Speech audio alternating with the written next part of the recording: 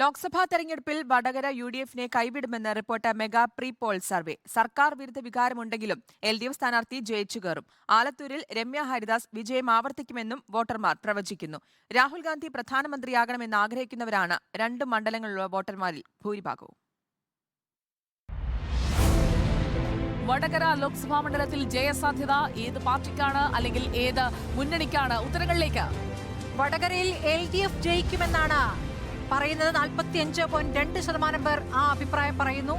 UDF ആകട്ടെ 44.3.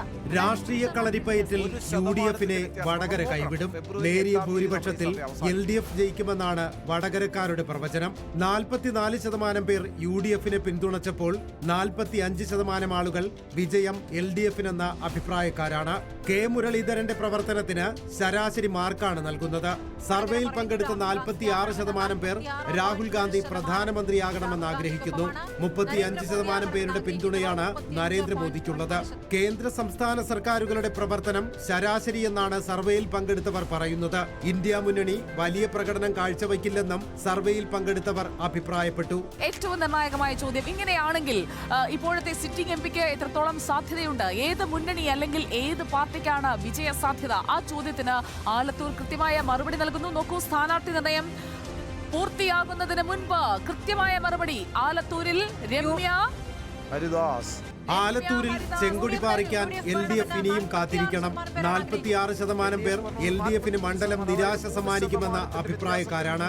ആലത്തൂർ തിരിച്ചു പിടിക്കുമെന്ന് 43% പേർ അഭിപ്രായപ്പെട്ടു. ബിജെപി നില മെച്ചപ്പെടുത്തുമെന്നാണ് ആലത്തൂർ പറയുന്നത്. രമ്യ ഹരിദാസിന്റെ പ്രവർത്തനം മോശമല്ലെന്ന അഭിപ്രായമാണ് സർവേയിൽ ഉയർന്നത്. വികസനവും വിലക്കയറ്റവും തൊഴിലില്ലായ്മയും ഇത്തവണ വോട്ടിന് വിഷയങ്ങളാണ്. ഇന്ത്യ മുന്നണിയിൽ പ്രതീക്ഷയും രാഹുൽ പ്രധാനമന്ത്രിയാകണം എന്ന് ആഗ്രഹിക്കുന്നവരും കുറവല്ല. സർക്കാർ വിരുദ്ധ തരംഗം അലയടിക്കുന്ന മണ്ഡലത്തിൽ പ്രതിപക്ഷ പ്രവർത്തനങ്ങളോടും മമതയില്ല. എങ്ങനെയുണ്ട് പ്രതിപക്ഷമെന്ന ചോദ്യം നമ്മൾ ആലത്തൂരിനോട് ചോദിക്കുമ്പോൾ ആലത്തൂർ നൽകുന്ന മറുപടി ഇതാ.